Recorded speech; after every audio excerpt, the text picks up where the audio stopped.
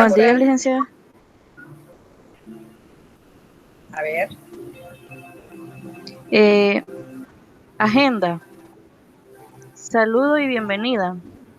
Reflexión. Actividades. Clase expositiva participativa. Objetivo. Inferir en la obligación de la administración pública en cuanto a los servicios públicos de cara al bien común. muy bien, gracias. Esta es la agenda que vamos a tratar de desarrollar. Veamos primeramente la reflexión. A ver, ahora escuchamos a un caballero.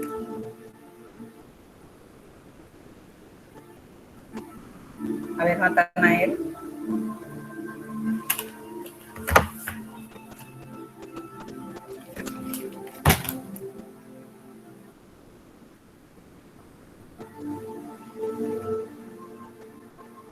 No está por ahí Natanael. Giovanni. Entelic. La reflexión habla sobre la siguiente manera: mente abierta, mente cerrada. Si tenemos mente abierta, aprendemos, resuelves, sigues adelante, críticas, manejas tus miedos, manejas el equilibrio. Te lamentas, dices es imposible, te estancas, sufres por el que te dirán, el miedo te maneja. A ver, gracias. ¿Alguien que quiera comentar esa reflexión de esta mañana?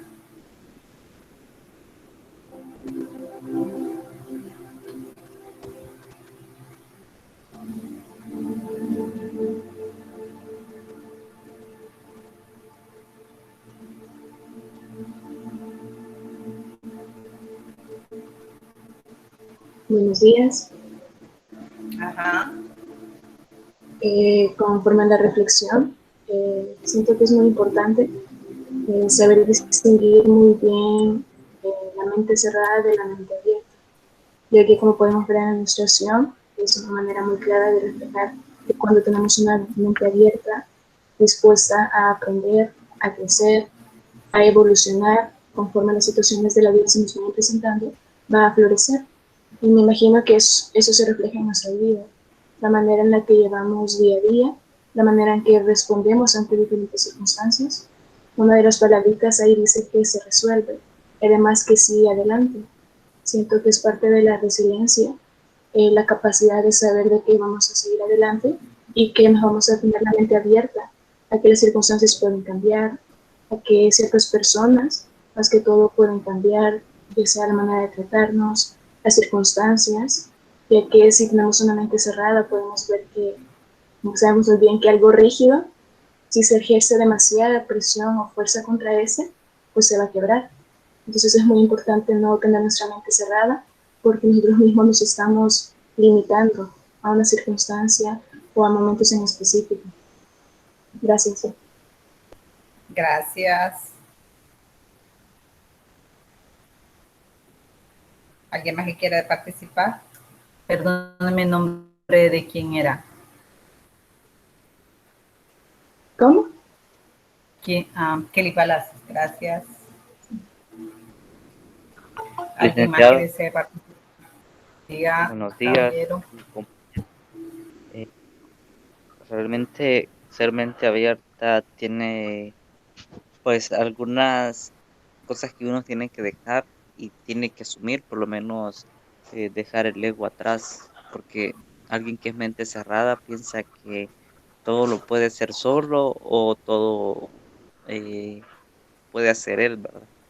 Entonces también es una forma de uno ser humilde en lo que, en la parte de que me gusta donde dice acepta críticas, porque algunas veces esas críticas nosotros las necesitamos para ser mejores de lo que éramos. También maneja tus miedos, son los que así, todos me llaman la atención, pero son así los que más resaltan porque son los que le ayudan a dar pasos gigantes a uno. Muchas gracias, licenciado. Gracias, caballero. ¿Otra participación? Yo, licenciada, A ver, pienso señorita. que mente abierta estaría como relacionado con ser positivo y mente cerrada sería como ser negativo, porque si somos positivos, pensamos que aprendemos, que resolvemos los problemas, seguimos adelante si nos hemos caído, aceptamos las críticas que los demás nos pueden dar, manejamos nuestros mismos miedos porque siempre tratamos de verle lo positivo, como tener el vaso y tenerlo hasta la mitad de agua y pensar que lo tenemos a la mitad, o sea, está lleno todavía, tiene hasta la mitad. En cambio, si somos mente cerrada es como que somos negativos. Si volvemos a lo del vaso es como decir, ya se me va a terminar, ya casi no tengo. Entonces nos pasamos lamentando, vemos que todo es imposible, nos estancamos, incluso nos resulta difícil porque pensamos que todo lo que hacemos nos va a salir mal y sufrimos por lo que la demás gente va a pensar o por lo que nos va a decir o nos da como miedo ver, incluso manejarnos a nosotros mismos, ¿verdad? Entonces pienso que sería como eso, mente abierta sería ser positivos y mente cerrada sería ser negativos. Solamente, licenciada. Ok, gracias. A ver, ¿qué vamos a hacer? ¿Mente abierta o mente cerrada? Buenas, Lick. Hola, buenas. Perdón, Lick, que no le pude contestar cuando me dijo, pero el celular se me trabó todo y no podía, porque la pantalla me está fallando y no pude activar el micrófono cuando me dijo. Ok. Pero referente a la reflexión, Lick, la verdad que muchas veces cuando nos mantenemos en una mente cerrada, pues la verdad que a veces hasta nos va mal, va. Porque como dicen, pues, lo que sale de nuestra boca, pues es lo que nosotros decimos, lo que está por cumplir, va. Entonces, si nosotros siempre estamos con la mentalidad de, no, hombre, es que eso es imposible, o pasamos lamentándonos, pasamos diciendo, no, es que yo no voy a pasar la materia, ¿va? Porque no sé, no encajo, y entonces no la vamos a pasar, ¿va? Porque de una sola vez nos estamos desanimando, pero cuando nos mantenemos en una mente abierta, en el sentido de aprender, de resolver los ejercicios que tal vez usted nos ponga, estudiar un poco, decir, no, hombre, voy a ponerle interés a esto, entonces las cosas van para bien, ¿va? Y considero que es lo que nos ayuda en la vida a poder siempre ser positivos y que las cosas siempre obren para bien. Buenos días, licenciada. Quiero dar mi opinión también con respecto a lo que estamos hablando.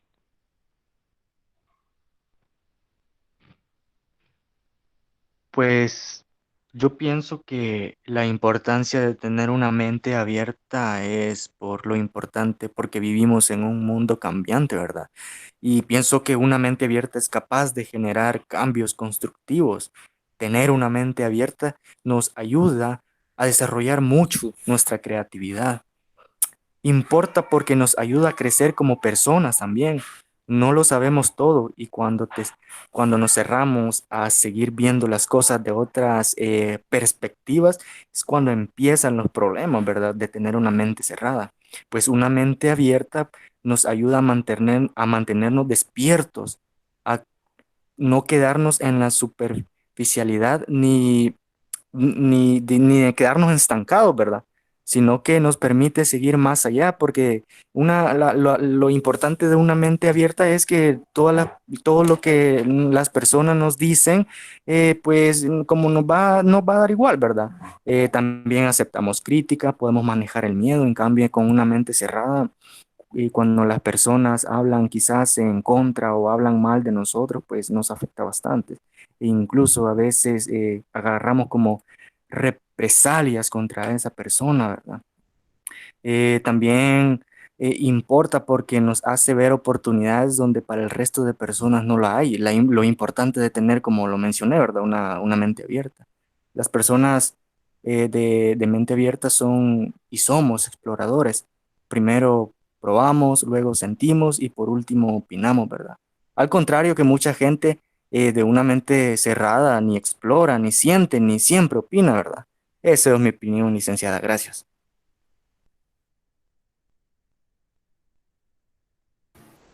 Ok, gracias por las participaciones.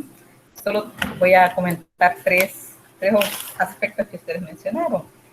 La señorita, si no me equivoco, decía que normalmente decía de que parece ser que nos hace sufrir. Ella mencionaba la palabra sufrir, porque la mente cerrada, imagínense todas las características, la lamentación. No nos atrevemos a hacer nada porque es imposible, no vamos a lograrlo. Desde antes de comenzar nos sentimos derrotados. No crecemos, estamos siempre pensando en qué vas a hacer de mí, me hace sufrir. Bueno, yo conozco niñitos y trato de ayudar en eso, en el sentido de que si las ven mal, dicen, o si alguien está hablando de algo, piensan que de ellos están hablando. Tal vez la muchacha estaba viendo a ver para otro lado y dice que a ella se le había quedado viendo. Y comienza un conflicto y pleitos en los chiquitines. O sea, ¿cómo vienen en sus mentecitas, verdad? Hay que ayudar a que la gente ríe, pero se ríe porque tienen ganas de reírse, no se está riendo de mí. Y si se ríe de mí, qué bueno, ¿verdad? Que por lo menos le alegro el día, ¿verdad? ¿Qué vamos a hacer? Trasladarnos, si es que en algún momento nosotros tenemos alguna de esas actitudes, trasladarlos a tener una mente abierta. Y decía Jeremías, que especialmente el mundo es cambiante, lo que fue ayer no será hoy jamás, lo que fue hace unos minutos, unos segundos, no es lo mismo, todo ya cambió. Y leía un libro en donde decía el libro, muchas veces nos quedamos en la fotografía. Tomamos una fotografía de una flor el día de ayer, la fuimos a ver la fotografía y qué linda está la fotografía, ¿verdad? Pero nos vamos a ver la flor. ¿Qué pasa con la flor? La flor ya perdió su belleza. Ahora ya están haciendo otra flor.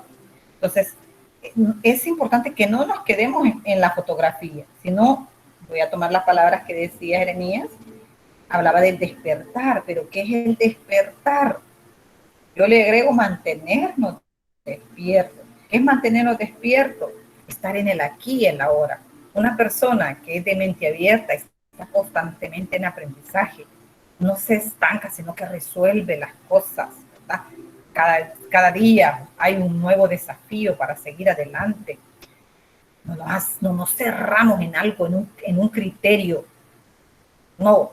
¿Por qué? Porque las sociedades son cambiantes, el mundo es cambiante. Lo que hace unos años, cuando yo estudiaba, me dijeron que así era y me lo aprendí de memoria porque me iba a salir en el examen.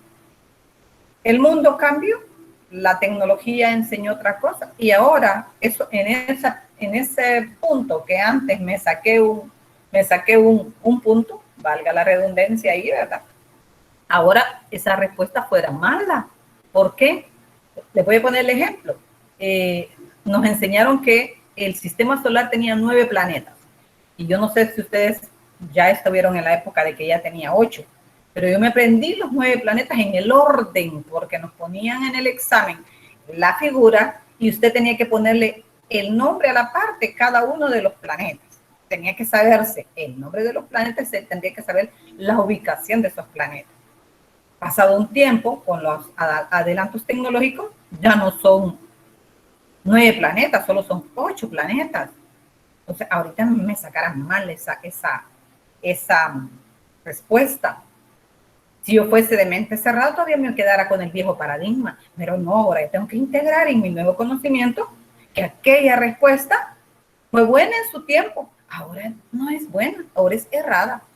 Pero eso es ir aprendiendo cada momento, con cada circunstancia de la vida.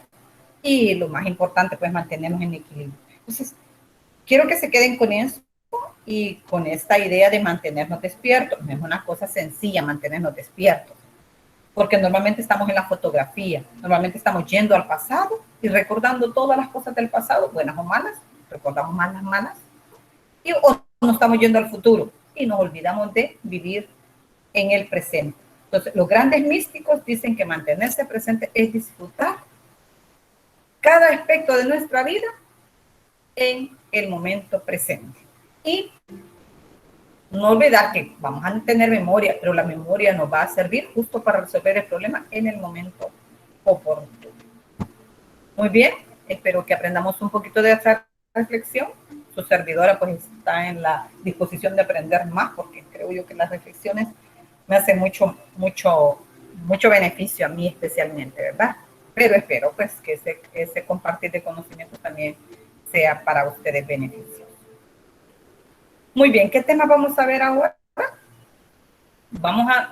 Hoy y mañana, espero yo que podamos ver estos temas, que son el servicio público, y este servicio público está subdividido en teorías, noción de servicio público impropio, servicios sociales, carácter jurídico del servicio social, clasificación de los servicios públicos, privatización de los servicios públicos, concesión del servicio público, y se suponía que tenemos que analizar el acto administrativo desde su sentido práctico, porque este es el objetivo de esta mañana, ¿verdad? A ver, o la tarea creo que era. Creo que por ahí la puse. Muy bien. Tenemos que, en cuanto a las teorías del servicio público, no las escribí aquí, pero la historia nos dice que primero nació por las necesidades de las personas y nace en el contexto francés. Una de las premisas del servicio público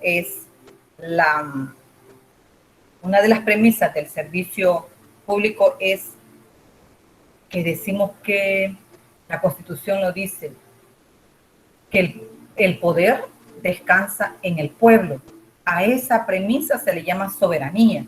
Entonces, el servicio público descansa en la premisa de la soberanía, en donde todo lo que componemos el Estado, tenemos las facultades para otorgar poderes a una administración, y esta administración nos va a regresar eso que nosotros le depositamos en ella con los servicios públicos pertinentes de acuerdo a las necesidades que tienen los pueblos.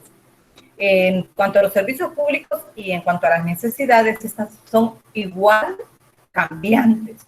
En la administración podemos enfrentar en alguna administración el hecho de que un ejecutivo dice, vamos a implementar un nuevo ministerio, pero ese nuevo ministerio para la siguiente gobernanza ya no es necesario.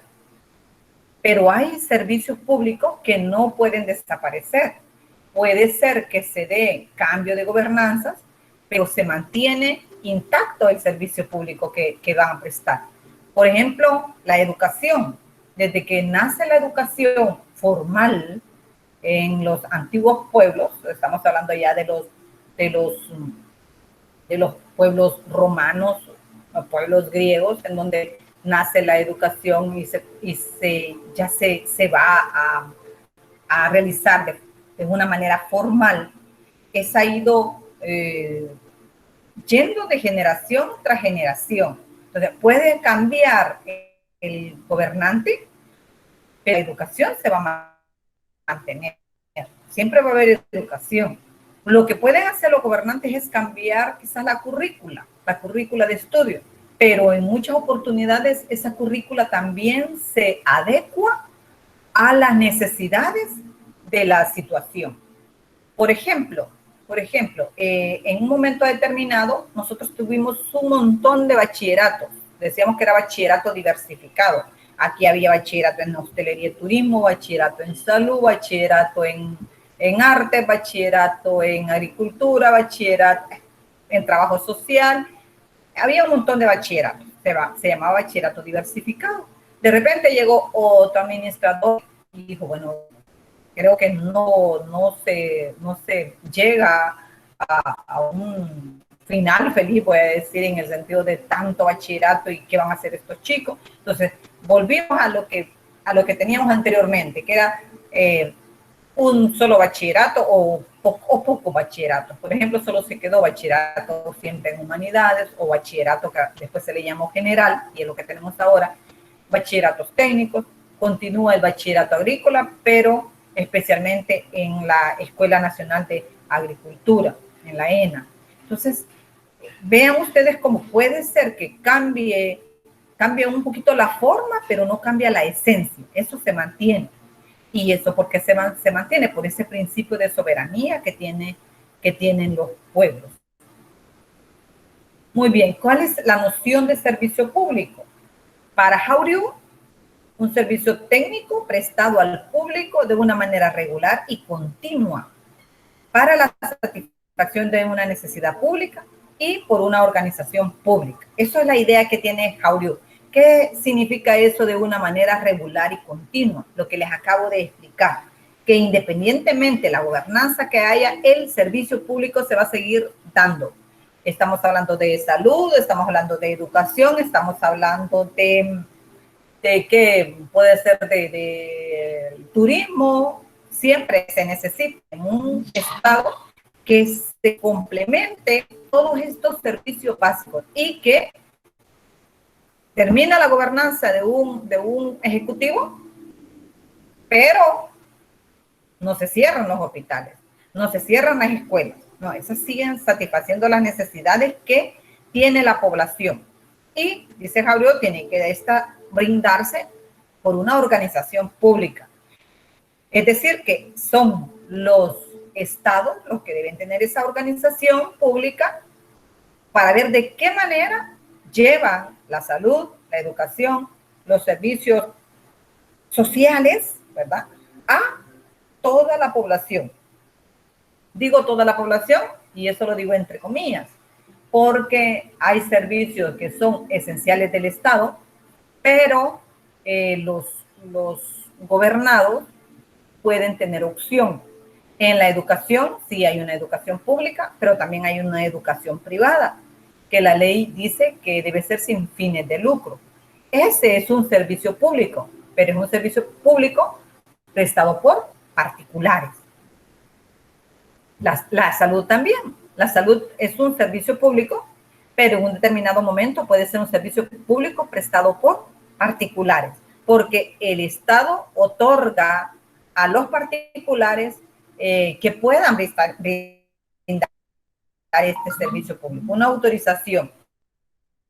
Ahora bien, por ejemplo, en este momento que hemos pasado del año pasado hacia acá, con respecto a la atención de los enfermos por COVID-19, el Estado centralizó el servicio solo en los hospitales nacionales. Hasta pasado un tiempo después, autorizó que ciertos hospitales pues iban a brindar el servicio para atender el COVID-19.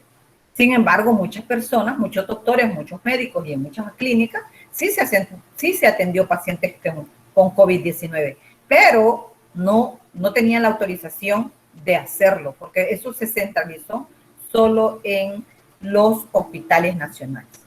Para Bielsa, ¿qué dice Bielsa?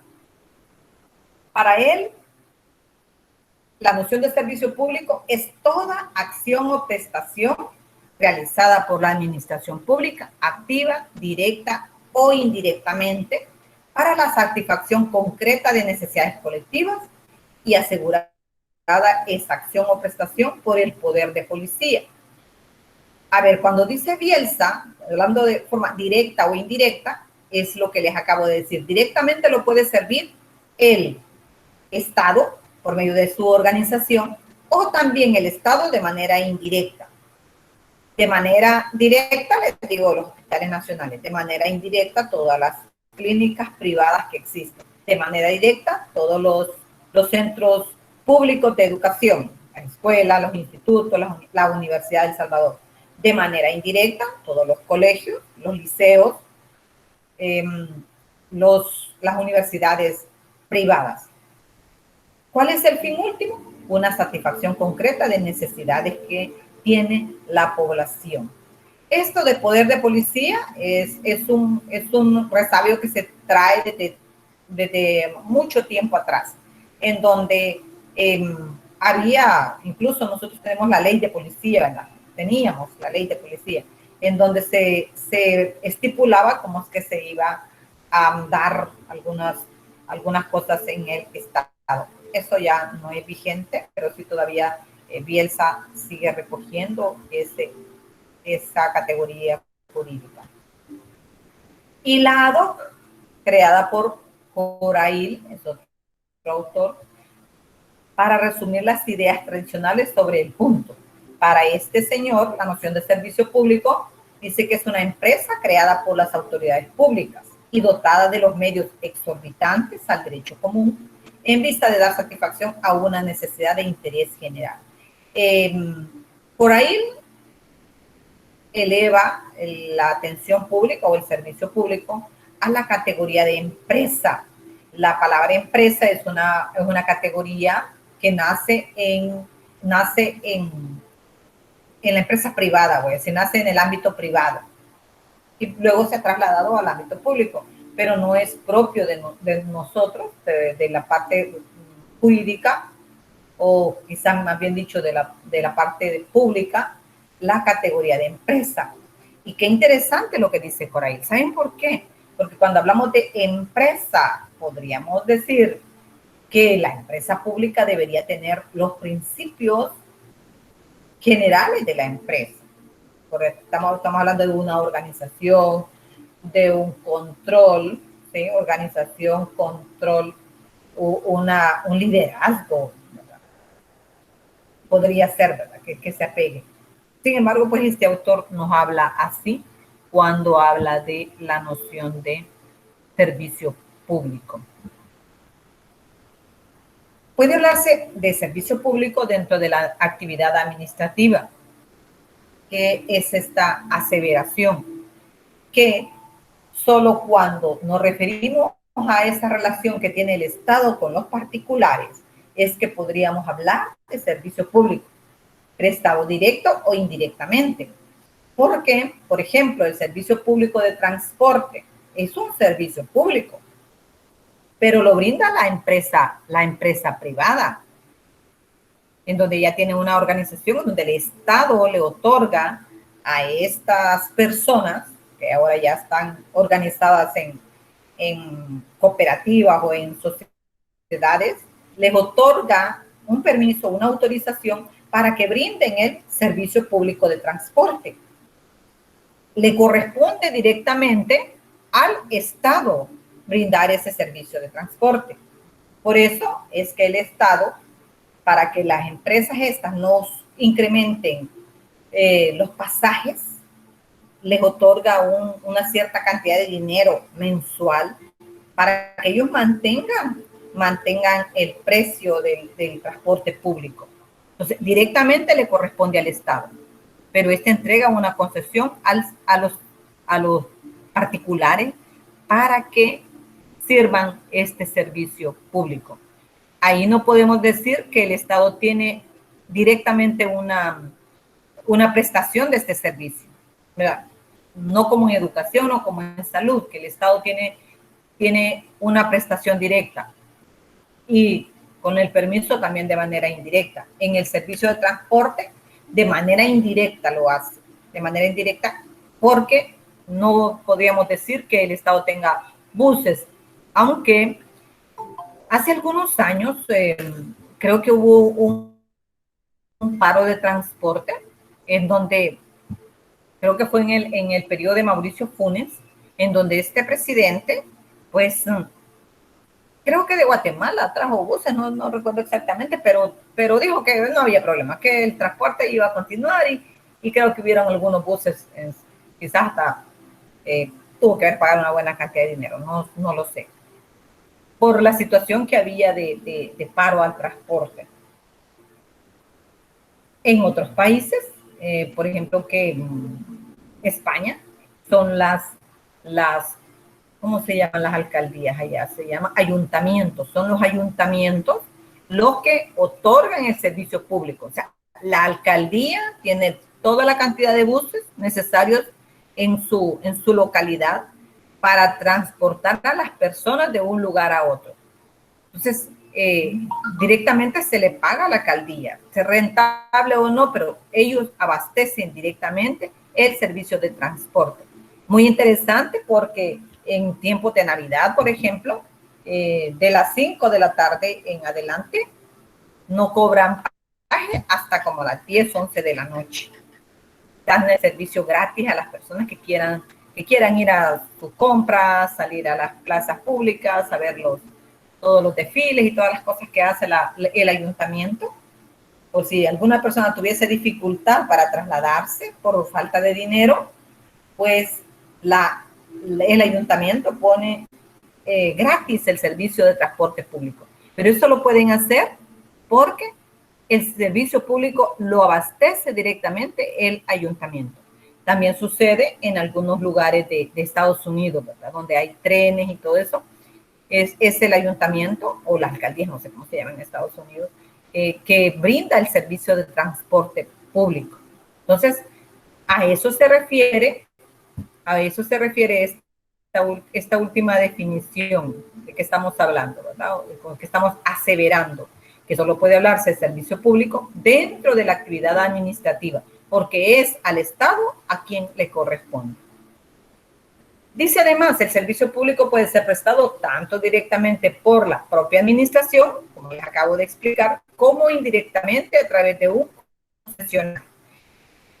En el transporte público, en otros países directamente lo presta la administración.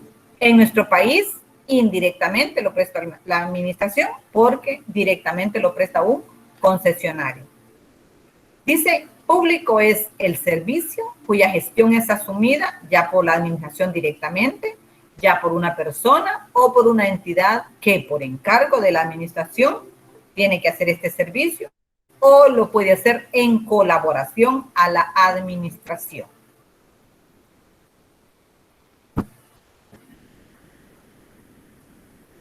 Muy bien, tenemos otra definición.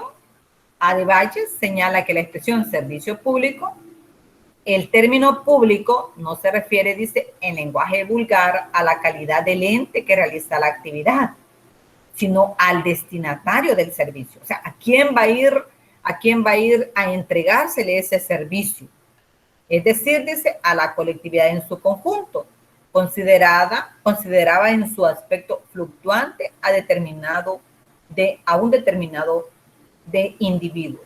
Es decir, que el término público es especialmente es la colectividad a la que se está refiriendo cuando hablamos del término servicio público. Un servicio que es para la población, para el indeterminado número de individuos que van a beneficiarse de ese servicio.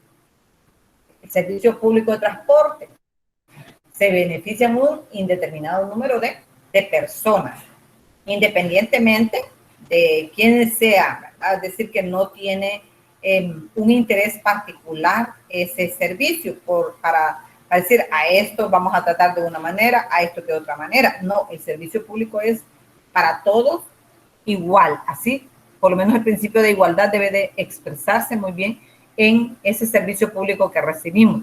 Igual deberíamos estar educados los que prestamos el servicio público a no discriminar a las personas, porque todas las personas de esta población tienen derecho al servicio público, independientemente de dónde provengan, ¿verdad? En la gobernanza pasada se habló mucho de inclusión, pero más que todo la inclusión iba referida a incluir, valga la redundancia, a incluir a personas que tienen alguna situación que son grupos vulnerables. Por ejemplo, los homosexuales. O sea, no ver a los homosexuales con cierto desdén, sino que incluirlos como personas igual que nosotros, ¿verdad? Los que han salido de prisión también, ¿verdad? Que el hecho de que hayan tenido un conflicto con la ley no quiere decir que los hace menos personas. Al llegar a un hospital debe ser atendido igual que el que llega con un traje de buena calidad, el que llega en harapos. A eso se refiere, más que todo a eso, la gobernanza anterior iba referida a la inclusión, aunque el término inclusión va mucho más allá de la mera discriminación. ¿Por qué digo yo va mucho más allá? Realmente no podemos decir que somos incluyentes, porque no tenemos las capacidades necesarias para ser incluyentes. Por ejemplo, yo trabajo en una institución donde dice que somos incluyentes, somos inclusivos. Pero les digo yo, somos inclusivos desde el punto de vista que el hijo de una señora que se dedica a la práctica sexual, voy a decir, bajo paga, la debo de ver igual que cualquier otro niño que es el hijo de la licenciada y que también va a la misma escuela. No se encierra en eso la inclusión. No, tengo yo las capacidades para atender a un sordomudo, tengo las capacidades para atender a un ciego, tengo la capacidad para atender a un niño que tiene autismo, que tiene alguna otra patología que no sé yo. Eso es ser realmente incluyente. Pero nosotros en nuestras instituciones, mal llamadas incluyentes, no podríamos decir que vamos pues, como muy generales, ¿verdad? Porque no tenemos la capacitación adecuada para poder llegar hasta esa satisfacción de esas necesidades. Que las hay, sí, las hay. Hay niños, que no es la gran mayoría, sí, pero allá en 1000 quizás un niño nació ciego. ¿Cómo voy a lidiar con este niño? ¿Cómo voy a enseñarle? Debo de aprender como profesional braille. ¿Cómo me voy a comunicar con aquel mudo? Tengo que aprender lenguaje de señas. Y realmente, de manera particular, no sé ni una cosa ni la otra. No viene un niño de Estados Unidos porque la mamá lo echaron y el niño ya nació, pero el niño se relacionó con personas que solo hablan inglés. Entonces, que hay que entenderla, hay que darle clases. La señora no tiene capacidad para llevarlo a un centro educativo bilingüe. Lo que podría decir yo, pues enseñamos el español, ¿verdad? Yo no puedo inglés, pero si soy incluyente, ¿qué tendría que hacer? En mi institución debería de haber alguien que sepa hablar inglés. Estoy hablando de educación, pero eso mismo va para todas las áreas. En salud igual. ¿Cómo vamos a atender a un mudo? Deberíamos de aprender el lenguaje de los mudos, el lenguaje de los sordos, el lenguaje de los ciegos y todo eso. Entonces, nos quedamos cortos cuando hablamos de ese servicio público inclusivo en nuestras instituciones. Muy bien. ¿Preguntas hasta acá? Voy a estar checando porque no va a dejar que me quede hablando solo igual que aquel día.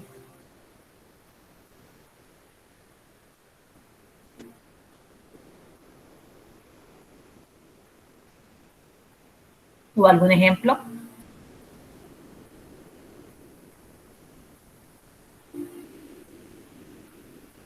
Licenciada, yo tengo una pregunta. Sí. Y en el caso de aquí de El Salvador, el servicio público de transporte sería el CITRANS, ¿verdad? Porque es el administrado por el Estado.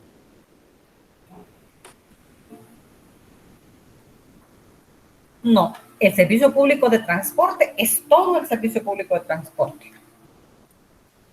Todos los buses que abordamos es servicio público de transporte. La diferencia es que el servicio público de transporte que nosotros tenemos, por ejemplo, que la Caselas o las Tudo, el Estado les ha entregado un permiso para que ellos exploten ese servicio. Lo Sí, del porque, CITRAN fue otra idea que nació. A ver, Jeremías, perdón. sí, porque mi pregunta era, ¿verdad? Como yo tengo entendido como, por ejemplo, los buses ahí creo que es del terminal Atú, ¿verdad? Algunos tienen su dueño, entonces le pertenecen esos buses al dueño, ¿verdad? Entonces, por eso era mi pregunta. Si el servicio público era aquel servicio lo cual el Estado los administraba.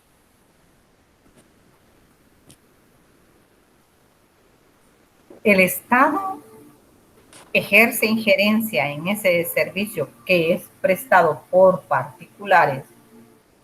Primero, ejerce injerencia con toda la normativa.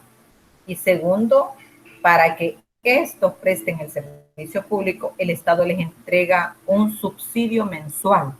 Creo yo que para los buses es de $700 mensuales y para los microbuses es de 400. No sé si ha cambiado ese dato. No sé si ha cambiado últimamente, porque no he revisado eso. Pero el Estado antes otorgaba gasolina. El Estado nunca ha dejado varado, voy a decir, a los prestadores del servicio público de transporte. Antes el Estado otorgaba cierta cantidad de gasolina que se proveía en las gasolineras privadas, ¿verdad? O sea, llegaban los empresarios y o fuleaban sus buses o llevaban los bidones de combustible a sus casas. Antes el servicio público era prestado por particulares individuales, por personas naturales individuales. Luego entró una ley en la cual le obligaron a los individuales que se organizaran en cooperativas. Primeramente se organizaron en cooperativas y después se organizaron, pasaron a formar sociedades de capital. Muchos de esos prestadores de servicio de transporte individual no pudieron trabajar en equipo y sus unidades mejor las sacaron de circulación porque les pareció que no podían. Quizás creyeron que iba a haber más manejo del ingreso. En ese tiempo que le estoy diciendo, en ese contexto que se dio en esa coyuntura, el diésel o la gasolina se les entregaba en la gasolinera.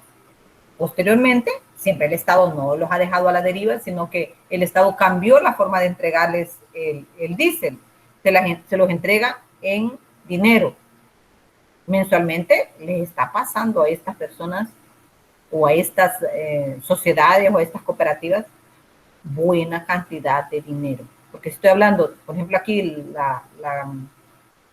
la Comtus o la Tudo, ¿cuántos buses tienen? Son una gran cantidad de buses. Y por cada bus le otorga, digamos que 700 o por un microbús $400 mensuales. Tiene usted cuánta cantidad millonaria de dinero entrega al Estado para que los que prestan el servicio no cobren más de lo que ya establece la tarifa, porque esa tarifa no es puesta por el sector que presta el servicio, sino que el Estado con estos que prestan el servicio negocian la tarifa. Entonces, para que usted pague 20 centavos, 25 o 35, o su servidora pague esa cantidad de dinero, el Estado ya pagó una gran cantidad de dinero, millones de dólares, ¿verdad? Para que nos mantengan ese precio a nosotros. No quiere decir que no lo pagamos, en resumidas cuentas, siempre nosotros. Aunque dicen que el Estado nos da más de lo que nosotros le damos al Estado en calidad de impuestos. Nosotros, el común de la población, ¿verdad? Porque el empresario sí, a pesar de que hay mucha evasión de impuestos, el empresario sí, pues paga una buena cantidad de dinero al Estado por mantener sus empresas siempre a flote. Por ahí la idea, Jeremías.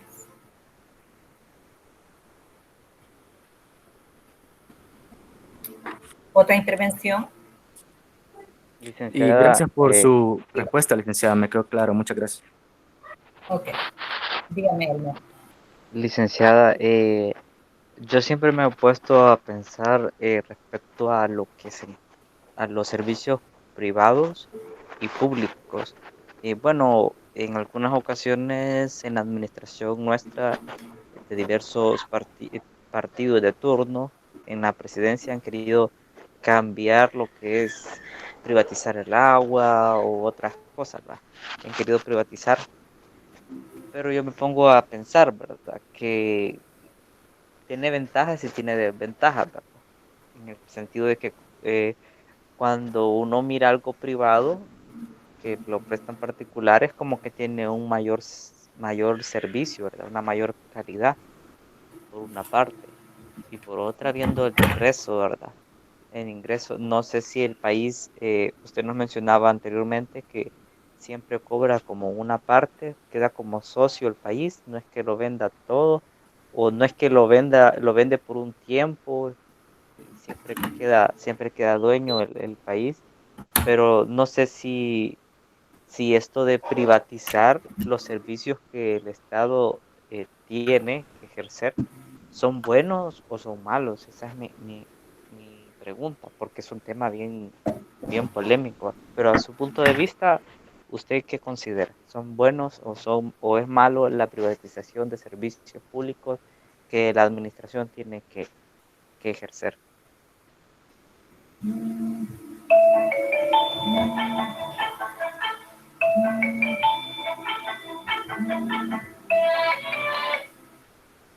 Fíjese de que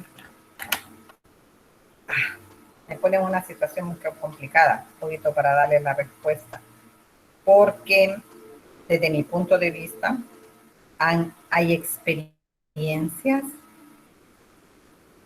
que demuestran que la privatización es buena, pero hay otras experiencias que no.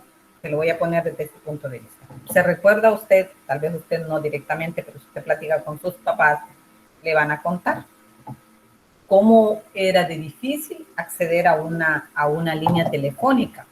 Las personas ponían una solicitud de teléfono y a los 3 años más o menos le otorgaban una línea telefónica. No sé por qué el Estado no hacía su trabajo en cuanto a otorgar las líneas telefónicas o ampliar eso. Si no había pasado que quizás ni meses, unos cuantos días, meses, que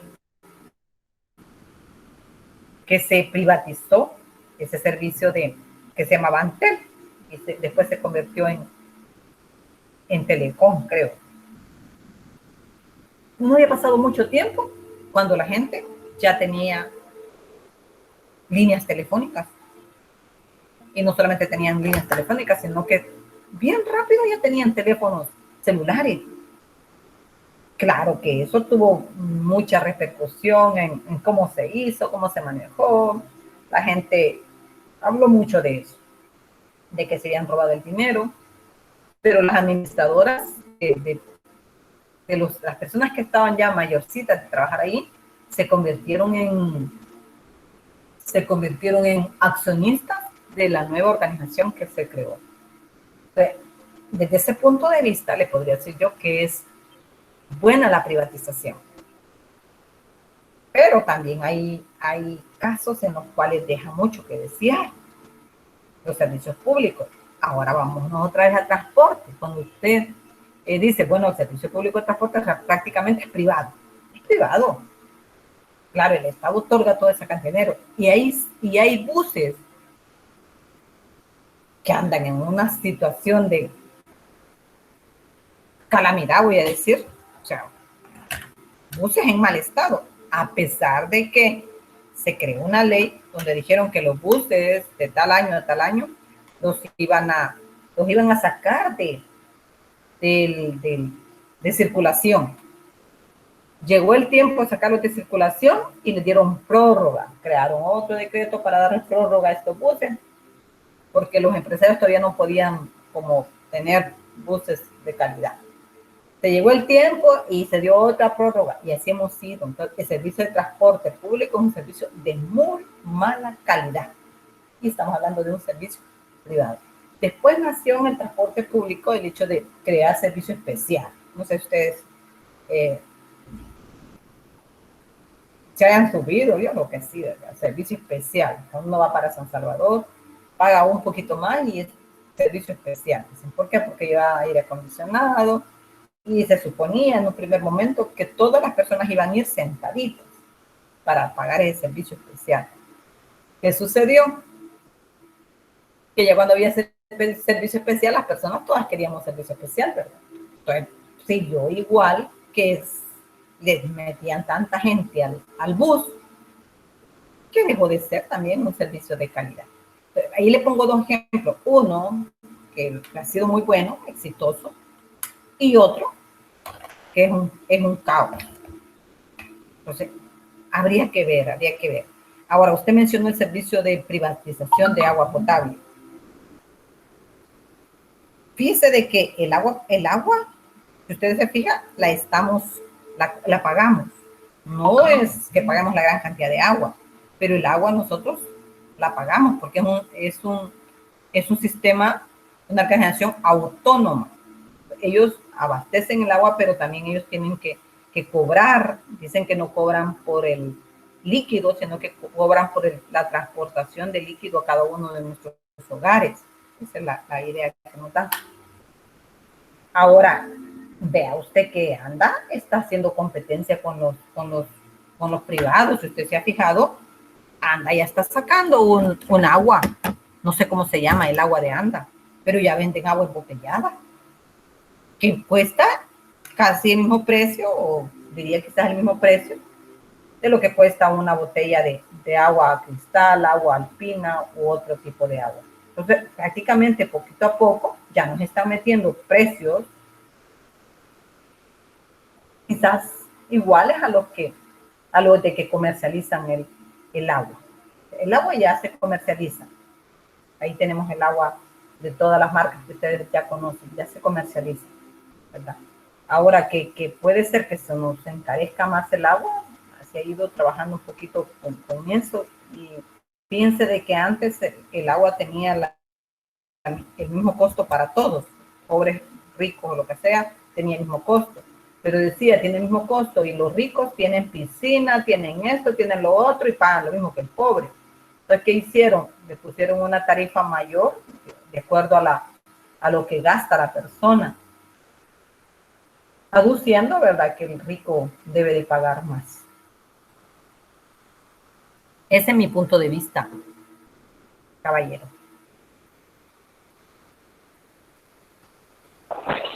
Sí, verdad, creo que es bastante bueno, es subjetivo, ¿verdad? Porque depende Sí. de quién tenga, porque considerando que hay algunas empresas también de buses que tienen, bueno, buses bastante aceptables, por lo menos la ruta mía, ¿verdad? Para ir a la universidad, la 235, el 98% son de la empresa Caselas.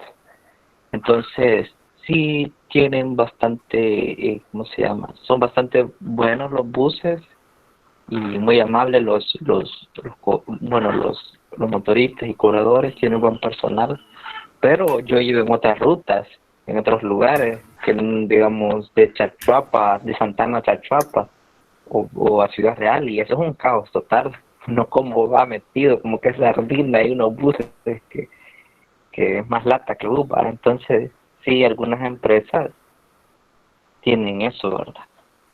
Pero yo digo que ahí el culpable no es tanto la empresa, licenciada, sino es tanto la administración, porque la administración nos tendría que sacar y dar y porque ellos son los responsables. Al final de cuentas, ellos son los responsables del transporte público. No, o sea, sí son los dueños de los buses, ¿verdad? Pero el encargado del transporte es el ministerio. Entonces, ellos tendrían que velar por estaciones, ¿verdad?, que se vende.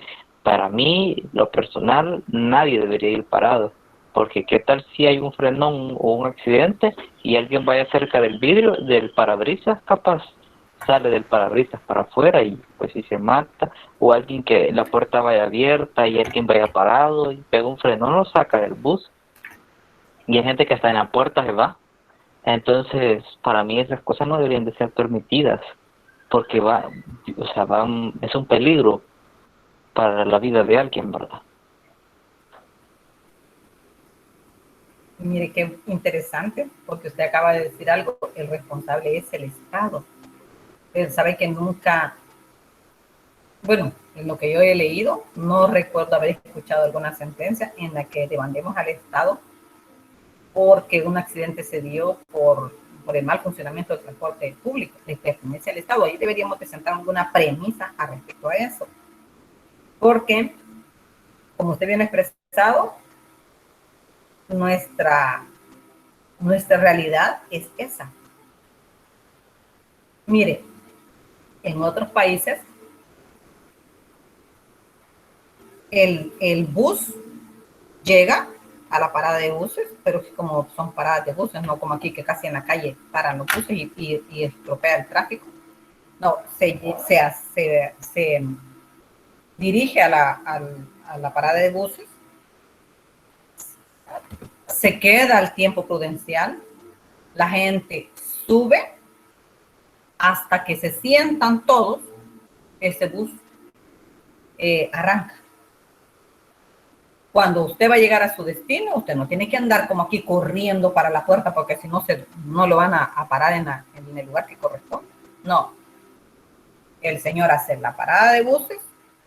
Hasta entonces usted se levanta y se dirige a la puerta para salir. Pero es que no hay competencia. ¿Usted se ha fijado aquí cuál es la gran carrera que lleva la 201? Porque atrás va una 202 y la 202 le va a robar los pasajeros si no se pone las pilas. Y así hay muchas rutas que andan compitiendo por pasajeros. Eso hace que anden todos acelerados. Da miedo, pues. Yo le digo que desde una experiencia que tuve de bajarme, no, de subirme, hoy ni me subo ni me bajo en la puerta de atrás, aunque se molesten los fulanos, a no ser que lleve aquella cosa para entrar, ¿verdad? Porque subí a la niña, estaba chiquitita mi niña, y el bus se arrancó y yo me quedé ahí, yo corriendo detrás del bus, parecía loca, pónganle ustedes, qué barbaridad. Entonces yo quedé curada de espanto a no bajarme ni subirme por la puerta de atrás, a no ser esa excepción. Aquí no se fija. Vuelvo al tema que usted decía, ¿a quién le corresponde el control? Le corresponde al Estado. Pero muchas veces nosotros también no ejercemos, porque el control le corresponde al Estado, pero a nosotros como particulares también nos corresponde el control. ¿Cómo lo vamos a hacer nosotros? Ahí están las autoridades competentes. Pero nosotros calladitos nos vemos más bonitos, ¿verdad? No hacemos nada al respecto. Cuando digo nosotros, no solo estoy hablando de ustedes, estoy hablando de mí, ¿verdad? Solo decimos las cosas. También, licenciada, no subirse en un bus que vaya apresurado ni que vaya lleno, también es responsabilidad de nosotros también, porque nadie nos está diciendo subite, sino que nosotros son los que hacemos. No creo que el que vaya guindado en la puerta lo estén obligando a ir guindado ahí. Si él puede esperar otro bus, pero la cosa es que también tiene que ver que las personas no salen con tiempo para percatar este clase de problemas. Siempre uno hay que salir con tiempo cuando va a hacer algo o va a trabajar por esta clase de situaciones. O a veces es difícil porque todos los buses van llenos. Es otra situación también. Realmente es bien complicado, ¿verdad? Sí, es complicado, pero lo que usted dice tiene razón. Tenemos que aprender a valorarnos nosotros, pero no nos valoramos nosotros. Nosotros siempre andamos corriendo porque en el trabajo nos están obligando a que lleguemos temprano, porque no nos levantamos más temprano. Andamos en ese corre y corre y corre. Y la verdad es que la vida se nos va en un ratito y ni cuenta notamos. Pero por salud de nosotros deberíamos de ir aprendiendo a levantarnos más tempranito, tomar el bus más tempranito. Más temprano van vacíos. Fíjense que cuando mi hijo viajaba para San Salvador, se iba en el bus de las 4 de la mañana. Y iba lleno ya. A las 4 de la mañana, el especial ya iba lleno, 4:30 creo que sale aquí de Santa Ana. Pero lo que le quiero contar es que él comenzaba a trabajar a las 6. Él a las 5 ya estaba allá. Porque si él se va un poquito más tarde, no llega a las 6. Porque se hace un gran tráfico en el camino y no se alcanza a llegar. Entonces hay que levantarse temprano y estar 1 hora antes en el trabajo. Pero eso quiere disciplina. Disciplina por lo menos que yo no tengo. Yo no es que así que me voy a levantar tan temprano para estar bien picado en el trabajo. Por eso trabajo en la tarde, porque ya me conozco. Entonces, entró a la 1 de trabajar y calampas toda la mañana. A ver, porque yo me salió ese trabajito así como bien argancita. Excelente. Muy bien. Continuemos entonces. Pero ya ven que hay mucho de qué hablar y creo yo que ustedes ya buscaron el artículo que corresponde a la siguiente lámina. El artículo 110, inciso cuarto de la Constitución. ¿Qué dice? ¿Quién lo tiene listo ya?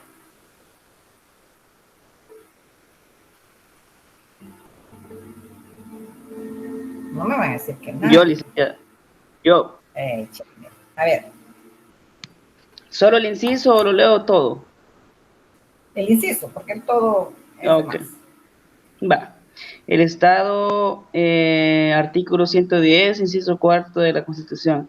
El Estado podrá tomar a su cargo los servicios públicos cuando los intereses sociales así lo exijan, prestándolos directamente por medio de instituciones oficiales autónomas o de los municipios. También le corresponde regular y vigilar los servicios públicos prestados por empresas privadas y la aprobación de sus tarifas, excepto las que se establezcan de conformidad con tratados o convenios internacionales. Las empresas salvadoreñas de servicios públicos tendrán sus centros de trabajo y bases de operaciones en El Salvador.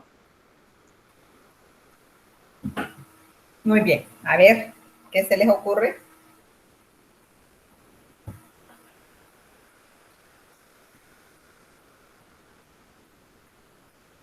Creo que eso está dentro del capítulo del régimen económico.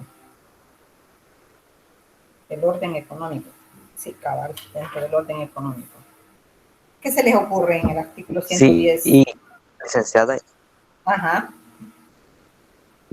y ahí podemos ver también que hay otra parte económica, ¿verdad? Por las tarifas que se tienen que cobrar. Me imagino que, bueno, también depende del servicio que se dé, ¿verdad? Tiene que ser acuerdo al servicio que se dé, porque supongamos que en un bus va lo más común que lo que estamos hablando. Si uno va en un bus sin aire acondicionado, pues va a costar un poquito más económico, pero no quiere decir porque uno ir en un bus con aire acondicionado va a ser al doble de lo que realmente costaría o se gasta para ese servicio, ¿verdad? También como que ahí el Estado es un contralor de lo económico para que no haya una persona o una empresa que aumente o multiplique el valor que podría tener un servicio. Sí, muy bien, gracias. Fíjense de que el Estado, como bien lo expresa el compañero, es contralor del servicio público que presta de manera indirecta. Cuando ustedes leen el artículo, dice el Estado podrá. Cuando nos dice la palabra podrá, es facultativo. No es obligatorio. No es deberá. Cuando en la ley dice deberá, es que el Estado tiene la obligación. Pero dice podrá, es que de acuerdo a la necesidad, el Estado puede tomar la prestación de ese servicio. De acuerdo a la necesidad. Por eso les planteaba el ejemplo cuando se fue la huelga el sector transporte y el señor Mauricio Funes hizo venir transportes o buses de otro lugar, no recuerdo de dónde, y prestó el servicio porque había que satisfacer una necesidad en cuanto a ese servicio. Entonces, la ley le dice que el Estado podrá tomar a bien, pues, en un servicio público, prestar ese servicio público de acuerdo al interés que haya. Ahora aquí le menciona, además le dice, prestándolo directamente por medio de las instituciones oficiales autónomas o de los municipios. Puede una institución oficial, el Estado, darle la autorización para que preste el servicio, o el Estado puede delegar a los municipios a que presten el servicio. En cuanto a la Contraloría, va a regular y va a vigilar el servicio público. Y aquí nos habla de que debe de exceptuarse de eso cuando haya un convenio o tratado internacional. ¿Sí? Por ejemplo, nosotros tenemos el servicio, además de los servicios públicos que hemos mencionado, otro ejemplo es el servicio de energía eléctrica. El servicio de energía eléctrica es un servicio que le corresponde darlo al Estado. En los primeros momentos, en los primeros tiempos, se creó la CEL, todavía está la CEL, pero luego después, con el pasar del tiempo, cuando entramos al régimen de los gobiernos privatizadores, ese servicio de energía eléctrica se privatizó y ahora lo sirven algunas empresas que son empresas privadas y no son de capital nacional. El capital nacional solo son los accionistas que quedaron en su momento. Creo que todavía hay accionistas en estas empresas, pero los dueños directos de la empresa son extranjeros. Creo que la CEL, si no me equivoco, es colombiana la empresa que es dueña de este servicio público. Entonces, el Estado tiene que estar pendiente de garantizar la prestación del servicio y que la tarifa no sea exagerada. Ustedes ven, el Estado está pendiente de eso. El Estado está pendiente, además de ese servicio, que también tiene que ver con el servicio de transporte, el servicio de la gasolinera, por ejemplo. El Estado regula los precios. Cada 15 días, el Estado incrementa el precio o lo disminuye. Que últimamente, en este periodo que tenemos, menos de un año, les voy a comentar, la gasolina ha subido casi $1. Llegamos en tiempo de pandemia, que se vino bajo el crudo, a menos del 0%, o 0 de dólares, del barril, y bueno, por lo menos yo pagué combustible a menos de $2. Ahorita el diésel, en menos de un año ya va a costar casi $3. Seguido ha habido solo incremento. El Estado es el que controla eso, de acuerdo al mercado internacional, de cómo se mueve los petróleos, el petróleo especialmente, cómo se mueve el petróleo en el mercado internacional, así pues no fluctúa, y el Estado es el encargado de velar por ese servicio también. Entonces ahí tenemos, ¿verdad?, que el Estado pues ejerce de manera directa en cuanto a los precios de estos servicios que les he mencionado, poniendo tarifas o ateniéndose, voy a decir, o estando de acuerdo con el mercado internacional. En esa diapositiva dice que el servicio público, la prestación de actividades tendentes a satisfacer necesidades o intereses generales, cuya gestión puede ser realizada por el Estado en forma directa, indirecta o mixta, sujeta a un régimen jurídico que garantice continuidad, regularidad y generalidad. Ese es el fin último de toda la prestación de los servicios del Estado, que siempre haya continuidad del servicio. No podemos quedarnos sin el servicio. Por ejemplo, el servicio de transporte. Si se estanca la economía y se estanca un montón de cosas. Entonces, es obligación del Estado que haya continuidad, regularidad, es decir, que sea, pues, así como lo tenemos, ¿verdad?, todos los días, que hayan siempre unidades de transporte, que sí va a haber tal vez unas que han sacado de la circulación, pero tiene que haber siempre. Y que se ha brindado a la mayoría de las personas que necesitan este servicio. De ese modo, estamos hablando en la diapositiva anterior, que decíamos que puede ser directo, indirecto o mixto. Entonces, de ese modo, estos servicios públicos pueden ser prestados por la administración pública o por empresas privadas mediante la figura de la concesión. ¿Qué es la concesión? La concesión se configura como un contrato administrativo de carácter público a través del cual el Estado delega en los particulares, que se llamen concesionarios, la prestación de un servicio público de manera continua y regular. Lo anterior debe tener la correlativa preservación de las potestades de regulación, vigilancia y aprobación de tarifas a favor del Estado.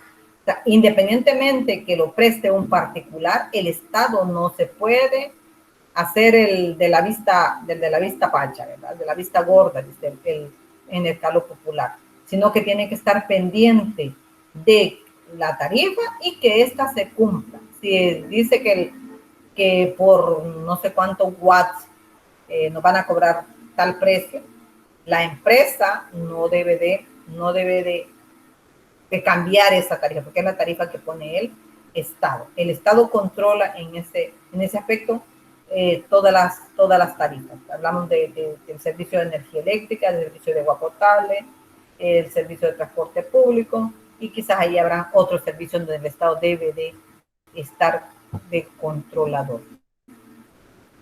Ahí quiero que lean el artículo 50, inciso primero.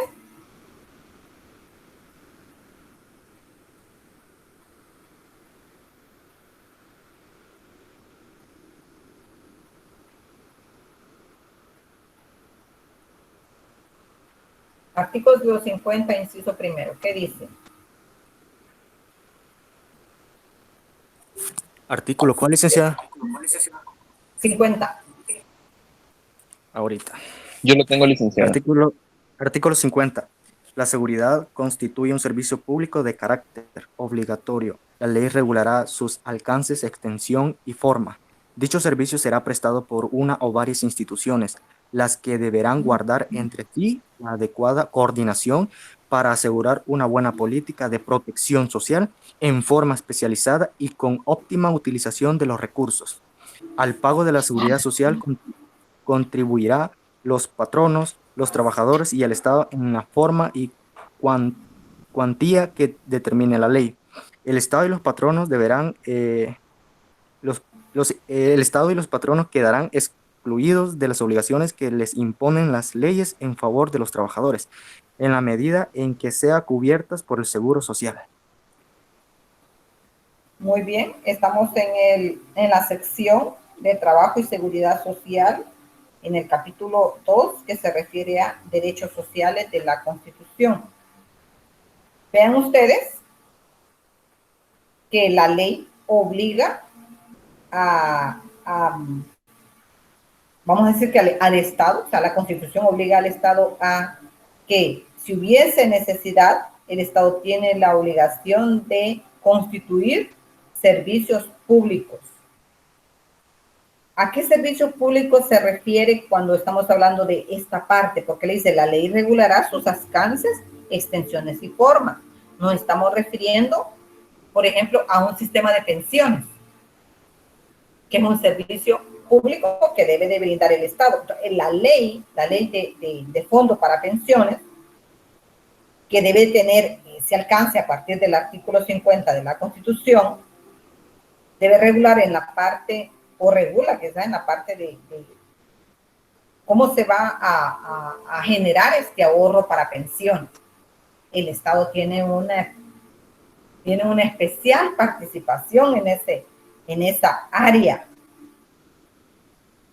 Ahora, que se ha manejado de una manera muy, muy fea eso de las pensiones es otra cosa, porque en los primeros momentos, estoy hablando antes del sistema SAP, el sistema de para pensiones que tenemos ahora, cuando estamos bajo el INPEP, que era un servicio prestado directamente del Estado, y se llamaba Instituto Nacional de Pensiones de los Empleados Públicos.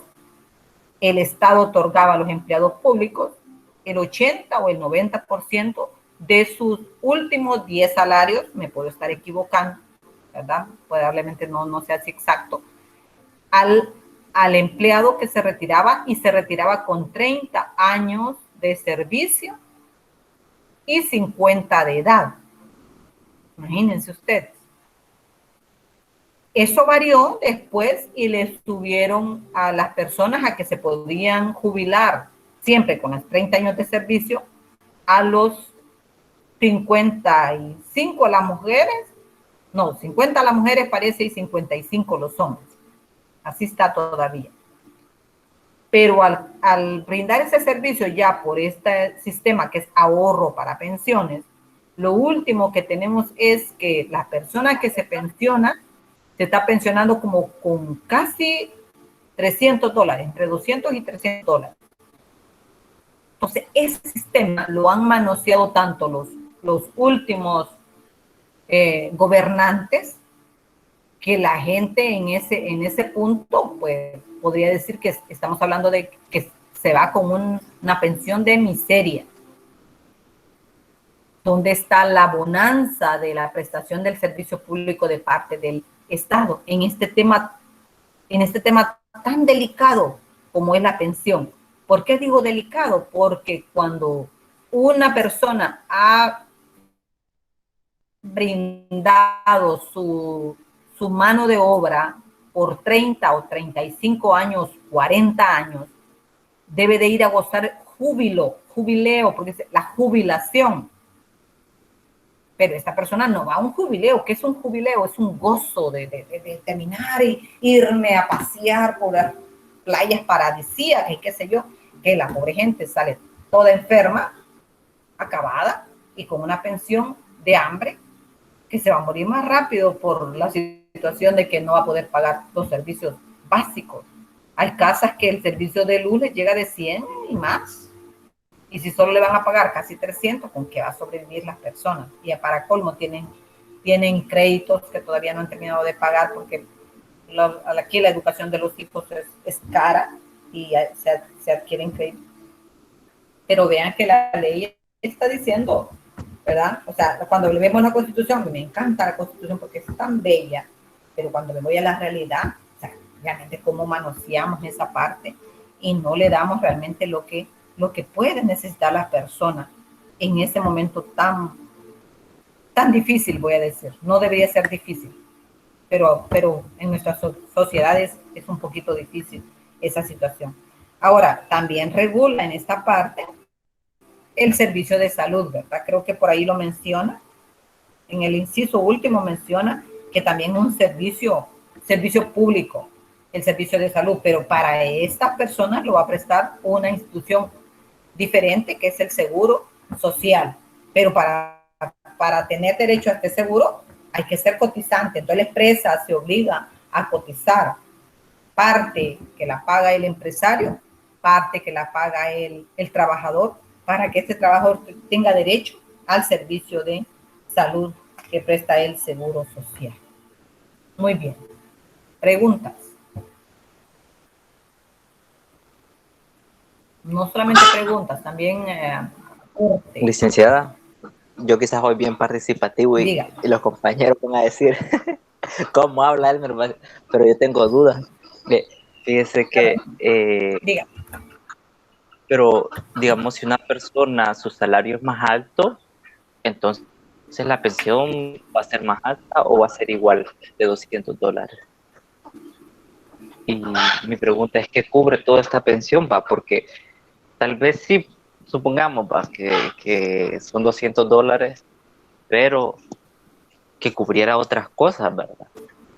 Que por lo menos llegara un médico cada mes pagado por la misma pensión, ¿verdad? A visitar un chequeo médico o pues sí, más adecuado, llevar una canasta básica para el mes mensual, tal vez solo fueran 200, pero que cubriera otras cosas, ¿verdad? Pero a lo visto nada, solo son los 200 y que vean de la tercera edad cómo sale con eso, ¿verdad? Eso lo viera también la administración, ¿verdad? Ver todo eso, tal vez no darle todo el dinero, solo darle diferentes cosas para que esta persona pueda sobrevivir, como usted decía, la luz, que tuviera los pensionados que tuvieran un subsidio diferente, ¿verdad? Que tuvieran en lo que es luz y agua, ¿verdad? Un subsidio, como digo, canasta básica, una atención salud personal, que el médico tuviera que pagarle un médico que fuera mensualmente a chequear a esta persona, y si estuviera enfermo, ponerle una enfermera, ¿verdad? Que cubriera todo eso, pero vemos que solo es $200 y ver cómo sale, cómo resuelve con eso, cómo sobrevive el pensionado. Hacen una operación para sacarle la cantidad que le corresponde, pero del 80 o el 90% que le daban con el Instituto de Pensiones, Instituto Nacional de Pensiones, que se llamaba INPEP, a lo que da las empresas estas de pensionados, es muy diferente. Entonces, ahí anda más o menos. Hay gente que puede quedarle menos de lo que le estoy diciendo, hay gente que quizás le puede quedar un poquito más, que es unos 400, 500. Pero imagínense que si uno gana, por ejemplo, un poquito más de 1,000, o sea, que le den la mitad, ya lo fregamos, pienso yo. Por un lado. Luego, por otro, tenemos otro gran problema en cuanto a la prestación de este servicio, y es que el Estado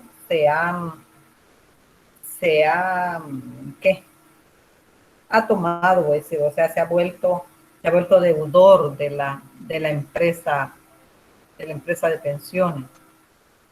El Estado tiene un préstamo en donde paga el 1%, si no me equivoco, de interés. cuando este dinero pudiese ganar más si se le da préstamos a otra entidad que un 5%, por decir algo.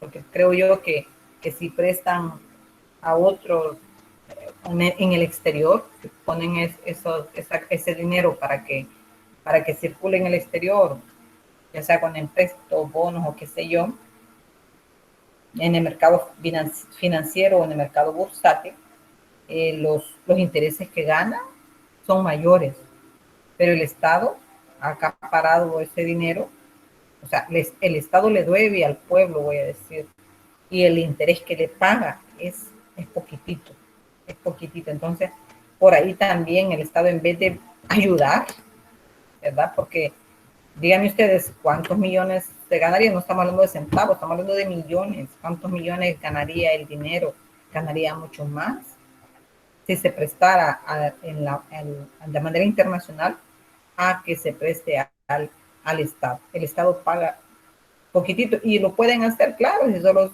crean un decreto y lo vuelven obligatorio. Sí lo pueden hacer. El Estado hace y deshace en cuanto a eso. Entonces, ahí también vemos nosotros que el Estado, que debe prestar un servicio, que la prestación de servicio debe ser de calidad, ahí está él mismo faltando, voy a decir, faltando a las personas. Crean la ley y claro, la ley la respetan a su beneficio. Y ahí tenemos un montón de gente realmente en condiciones muy difíciles. Parece que se están haciendo más marchas para ver si ahorita se hace alguna reforma en cuanto a eso. A ver, ¿qué dice Kelly? Sí, ¿verdad? Y es que esto que sucede trae otras consecuencias, porque yo me acuerdo cuando yo estudiaba en el INSA, que tenía profesores que llevaban ahí años ya ejerciendo su trabajo. Y ya después de que pasara era que nosotros, los egresados de esa, por ejemplo, para ser profesores, no tenían plazas, porque como las personas saben muy bien que el dinero que les van a dar al retirarse no ser suficiente, pues no pueden retirarse de su trabajo, porque como se dijo, las deudas, las enfermedades que algunos padecen, entonces siento que traen otras consecuencias. ¿No sería mejor una opción que para un cambio el Estado se encarga de hacer un estudio sociológico acerca de este fenómeno que sucede? Y así se pueda ver realmente, porque las plazas de trabajo, y más acá en nuestro país, están muy limitadas. Sí, muchas gracias, Kelly. Se dio ese fenómeno, el Estado en su momento, para que hubiese más acceso al trabajo.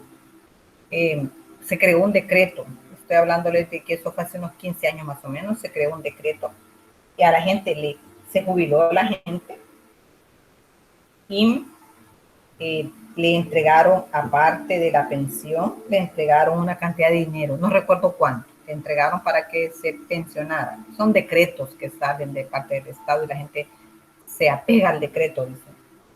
Pero 5 años más tarde, la ley los habilitaba nuevamente. Es decir, que una persona de estas, 5 años más tarde, quería volver al sistema público, volvió. Ahorita tenemos la dificultad, voy a decir dificultad, pero mis respetos para estas personas, de que ellos son pensionados y están trabajando, reciben 2 salarios, digamos, reciben el salario de la pensión y reciben su salario como trabajadores normales. Pero ¿en qué situación se han enfrentado ahorita en estos días, por ejemplo? Como tienen las 2 calidades, pensionados y son trabajadores activos, no son jubilados, porque jubilado es cuando yo ya me retiro, jubilación, pero si estoy trabajando, solo estoy pensionado, recibo un dinero de pensión y recibo otro dinero que es el salario. Ahorita que muchos que están pensionados y están trabajando fueron a solicitar una carta para pegarse a un decreto para hacer teletrabajo, el Seguro Social se los negó. Estas personas están mayores y van a tener que ir a trabajar, van a tener que ir a sus centros de trabajo. Porque ¿cuál es el criterio del Seguro Social? No les puede extender una carta para pegarse a un decreto, porque es una persona que debería estar descansando, porque ya está pensionada, pero siguen trabajando. Ahí tenemos gente de 70, 75 años. Dígame, Jeremías.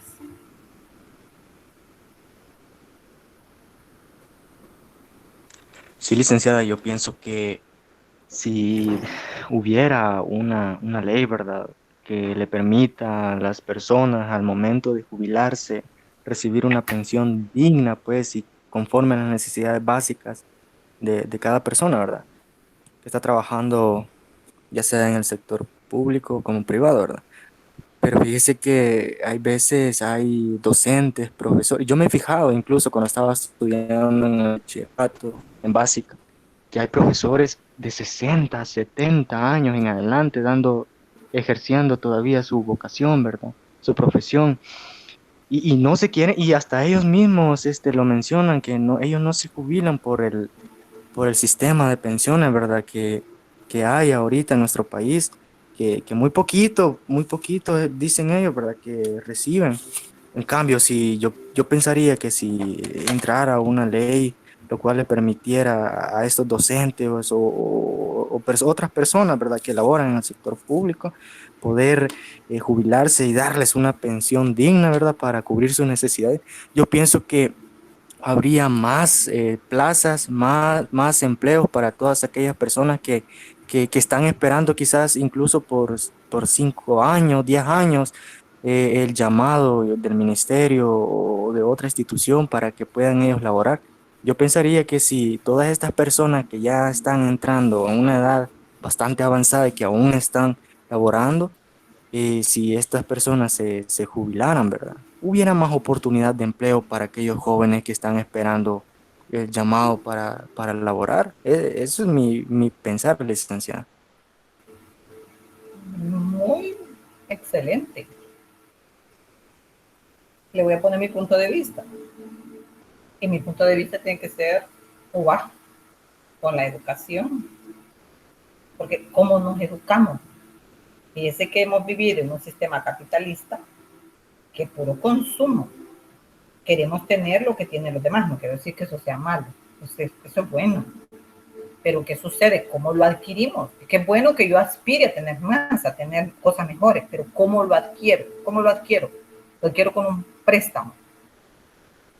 La banca me presta una cierta cantidad de dinero y yo me paso la vida pagando la gran cantidad de intereses. Así nos han educado.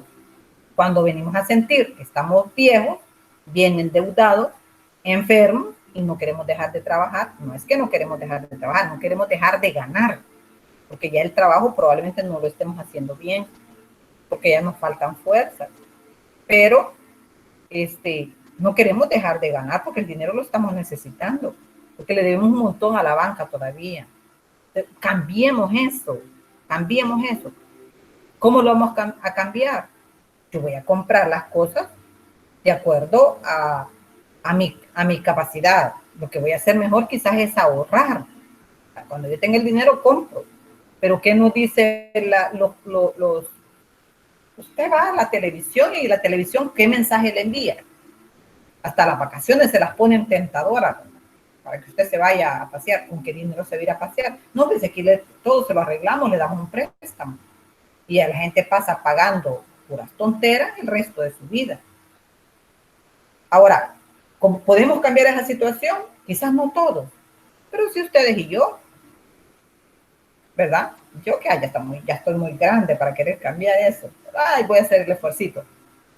Hay un libro muy bonito, se lo voy a compartir, se llama El hombre más rico de Babilonia.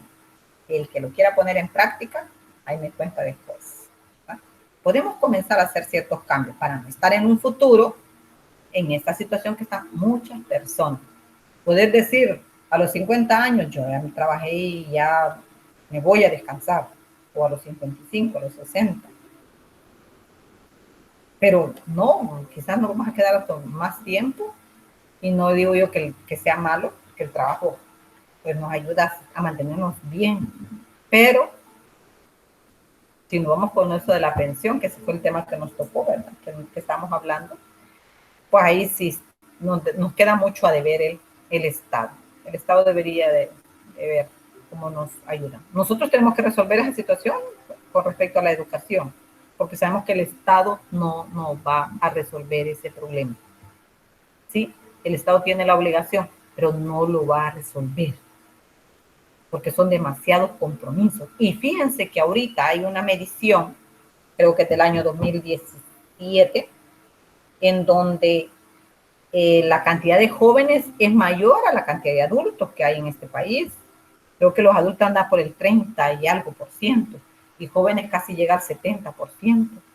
Pónganle ustedes que cuando estos jóvenes trabajen y sean adultos, se va a invertir la situación, van a haber tantos adultos, pongámosle que un 60%, porque algunos quizás se queden en el camino, y que haya que pagarles pensión. ¿Creen que el Estado podrá resolver eso? Si ahorita que es menos la cantidad de viejos no puede resolver el problema, lo va a resolver de futuro, que la cantidad de viejos en el futuro va a ser mayor.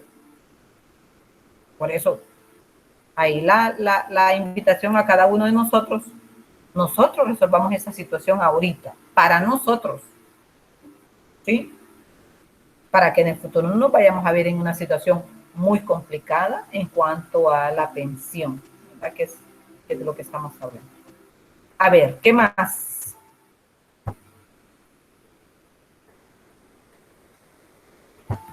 Ya casi estamos llegando a la hora.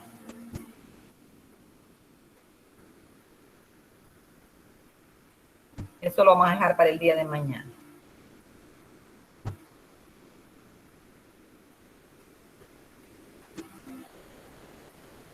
A ver, David. Sí, muchas gracias, ¿verdad? Yo solamente quería opinar lo que usted decía, ¿verdad? Que dentro de unos años va a haber más viejos y que debemos prepararnos.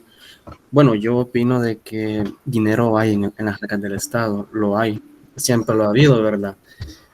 Tenemos en la Asamblea Legislativa cientos de plazas fantasma.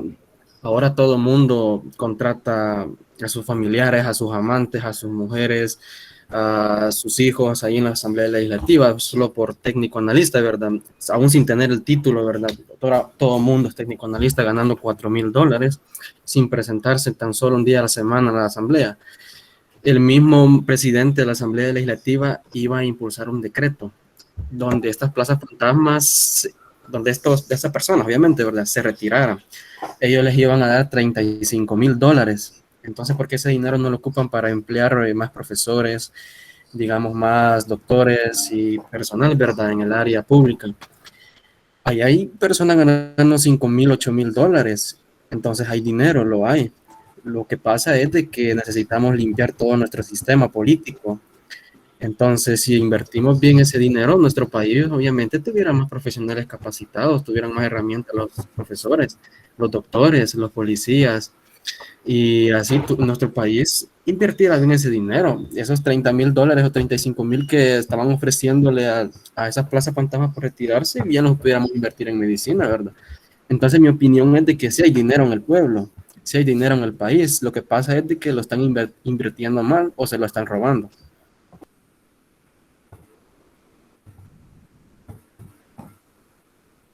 Fíjense de que no le puedo contradecir eso.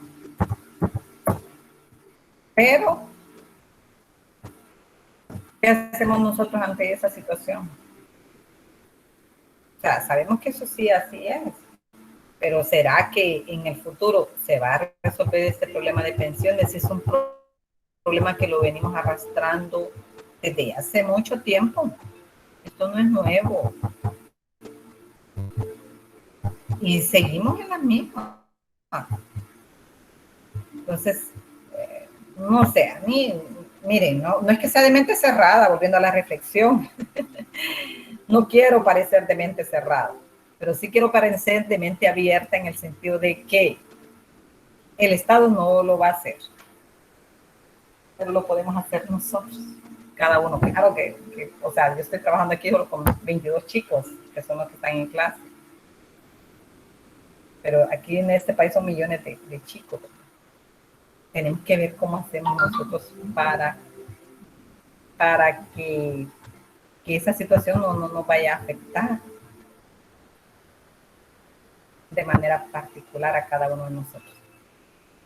Porque el Estado, a pesar de que tiene un montón de gente trabajando, las plazas fantasmas y todo eso, dudo yo que le encuentren solución al problema.